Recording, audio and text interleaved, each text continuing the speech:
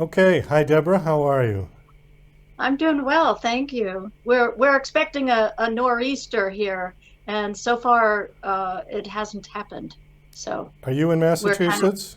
of yeah. I'm in Massachusetts. Oh, okay. Well, I'm from Massachusetts. Spent most of my life. I moved to Las Vegas in 2005. To So, escape the nor'easters? well, yeah, I think it was just time for a change. I was. Sometimes you just get to a point in your life. It was my midlife crisis. And Well, you picked a good place, and you also picked a place where many people go for a midlife crisis. yeah, it's true. But, I miss the point being is that I miss the seasons because Vegas only has two seasons, hot and not as hot. I miss the falls, I miss all of that. But oh well. Anyways, so you're here to talk about your book. It looks like you do quite a few things. You're a writer as well as a publisher. Do you do publishing for other people? Yeah, I do. I moved into having an indie publishing house. I call it micro publishing after my husband, who's a literary agent, and I saw so many changes in the industry where a lot of books that we might have sold even 5 years ago, 10 years ago, were being edged out because they were considered mid-list. And the conglomerates, which keep conglomerating, are have a very high threshold for the books that they publish. So I'd been in publishing for many years on all sides. So I formed Micro Publishing Media, and it's a very niche type of publishing house. Niche meaning you only take specific genres? I tried, it's interesting. I formed it. I'd studied social media strategy and digital marketing strategy in a program at Rutgers. And I realized that things were changing where people were looking to find their tribes online. Everything was shifting to digital and in terms of the buying process. So I created this company where people could find what they were looking for in an aggregated list. So for example, I have TV Classics Press, and I've done about 4 or 5 titles under that imprint. An imprint is like a house within a publishing house, and really fun books. I've done one, did one originally on Lost in Space. I have a Munsters title. I have a book about the show Family Affair and the Donna Reed show. So the really old baby boomer television shows, and then I have an imprint called Soul Odyssey Books, and it's for spiritual titles, including the second edition of my current book, Spiritual Writing from Inspiration to Publication. I decided to kind of walk my talk with this book, although the 13 other books I've written have all been published by the conglomerates. So I learned a lot along the way. Well, I think there is a lot to learn out there, and you're right that Yes. the landscape has changed dramatically with people being able to self-publish. And now you gave me a new one, micro publishing. I hadn't heard that. I, I, I sort of coined the term, but yet others have been using it, or maybe I wasn't original. Great minds think alike. I I was aggravated in a way with the burgeoning self-publishing landscape because I actually took over a self-publishing website. That was how I got into this. I never planned to become a publisher, but after so many years in the traditional end of things where we were curating the top titles for the literary agency and understanding how editors and agents would choose projects, I saw that these authors were never going to get anywhere because the books were not of the quality to compete against these other titles. The design work was not high quality, and they didn't know anything about marketing. So I reverse engineered it and then created micro publishing media so that I could have these these niche voices and help shepherd them to be successful, even if it's small for a smaller audience. They don't all need to be, bestsellers at the same level as the conglomerates. They to take on a book, they need to be able to sell almost a minimum of 20,000 copies, which is a lot of copies. Oh, definitely. Yeah. And it seems like the whole thing has changed in the sense that it used to be where the big five might take a chance with an unknown author if they believed in them and give them a shot. But now it seems like you don't even get in the door unless you're established already. You can get past the gatekeepers, but the mid-list books, which were the bread and butter for the conglomerates, they used to have a lot more smaller imprints, and they would take a chance not so much on the author, but on the topic. If the topic had legs and the author was able to present it well, that would catch their attention. But also, authors were building platforms. A platform is how much reach you have. And it used to be that if you had a fairly sizable reach that you could prove, even if you weren't a major household name, they would give you a chance because it would show that their risk was not going to be that high. So it's kind of a little bit of everything. And what I explain in the new book is that I would never discourage anyone from trying to access some of these, either the conglomerates, or there's still a lot of indie publishers out there who will look at new authors, but they need to eliminate all of the immediate reasons why their work would be rejected. And if they do that, they can at least find a place in the running, because publishers and agents are looking for good projects. And another thing is, writers today have the best opportunities for building platforms without having to rely on, talk shows and the media, like the morning shows or having their own talk show. They don't need to be that kind of household word, but they need to access their readers, and they can do it through digital marketing.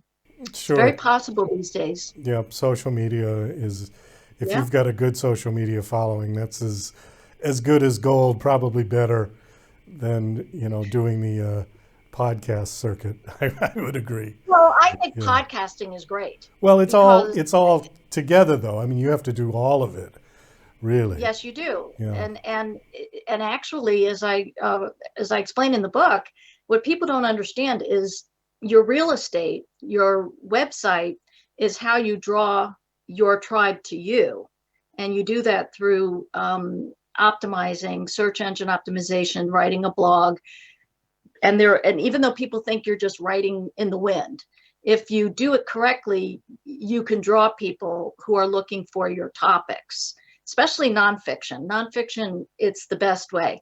Then social media is also what sends people to your website. The publishers nowadays, they'll just look at numbers, and they'll look at inflated numbers, but they don't understand that the numbers don't always represent engagement, and they don't always represent who's going to go out and actually buy your book. Well, that's So you true. have to Yeah. kind of use a big strategy to build a following. So let's shift this over to your book. Is this book sort of a guide to all of this that we've been talking about? It's two things. The first part of the book is a guide for people on a spiritual path, which I believe is pretty much every person, even if they don't know it. And I talk about the 7 lessons of Soul Odyssey, and how to be a good messenger, and how to make what you write really count if it's going to change the energy, and being responsible, that kind of thing. So the second, or the rest of the book, that takes about the first third.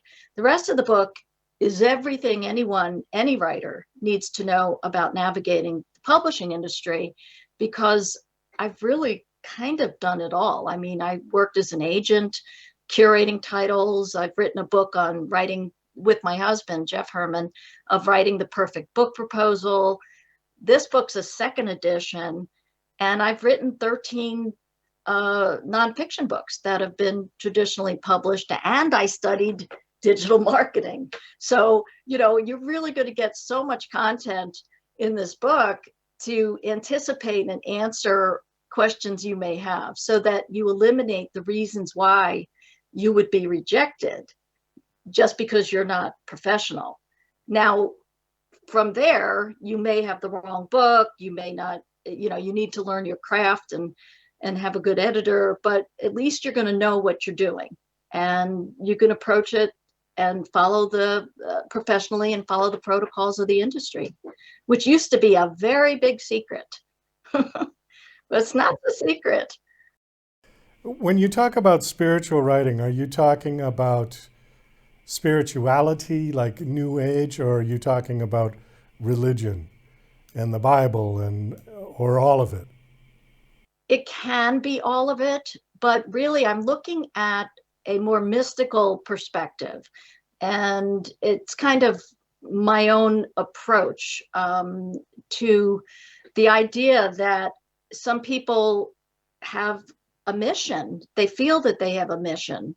And I personally, in the book, I talk about God, but I don't define what that is. I don't define people's paths. And my perspective of the new age, and of course I'm old enough to have lived through the burgeoning new age of the 80s, is that it wasn't anything new. It's really, just looking at the underlying mystical, esoteric aspects of all traditions and the reasons why we're here on this planet. I have an interesting take. But it makes sense. It's been used by some psychologists in their practice. And for me, I call it a soul progression. I think it makes a lot of sense. It was kind of a spiritual download for me to answer questions I had about, okay, why do things happen again and again? What am I supposed to learn? So it's kind of that sort of thing. But I've taught at I've taught at conferences where people were primarily of a certain religion. And I've taught at just, spiritual or so-called New Age conferences. It's all of the above.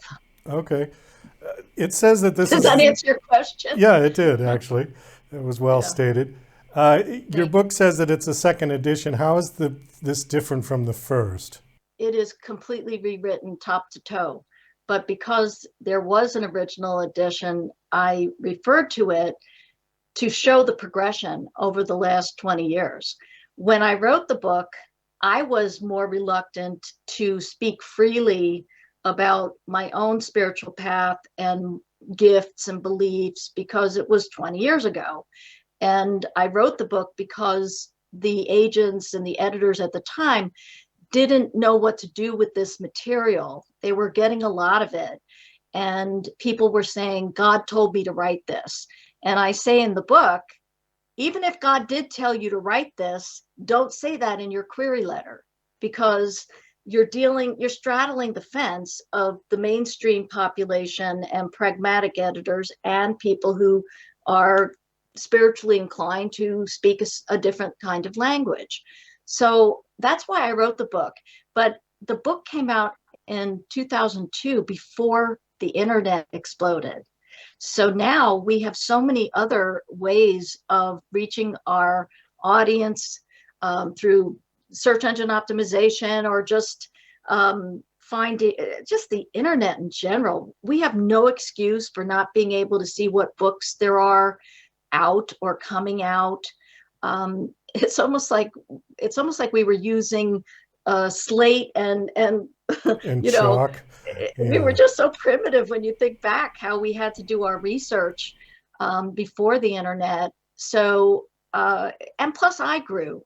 It's 20 years. I've seen a lot in the industry. I've done a lot. I wrote a front list best-selling book and got to experience what it was like to do that, and what the publishers will do and still won't do for you, even if you have a front list book. Front list meaning, big fanfare, lots of publicity dollars and expectation. So I can share all of those insights with people through the book and just through doing interviews like this. I think on that note, we're going to have to wind it down. We've just blown through our 15 minutes. Th- You ask thank good you. questions. Thank you so much for coming on the show. Do you have a website you want to give out? Sure. Soul Odyssey Books. .com is now where you can really find out more about me and the book. And it's simple to find me there, but I'm really everywhere. Well, but that we just want to sort of steer people to the website. I Yes, mean, Soul Odyssey Books, and the book itself is available everywhere. okay, It's in bookstores, online, so you can find it easily. great. Well, Deborah, thanks so much again for coming on the show. It was nice meeting you, nice talking. I know we could have gone on. This is a big topic, but It sure is. if people It want to sure is. find out more, they can buy the book and find out And a lot more. certainly reach out to me on soulodyseybooks.com. Thank you so much for having me. This was great. My pleasure. Okay, best of luck.